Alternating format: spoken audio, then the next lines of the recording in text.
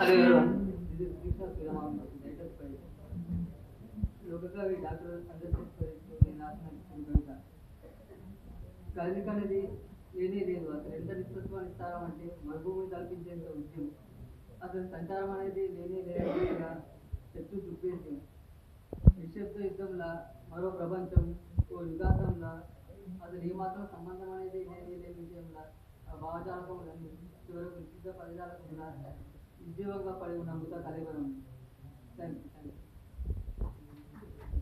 బాగుంది. నేను చదువుకుంటున్నావా? ఏం చదువుతున్నావు?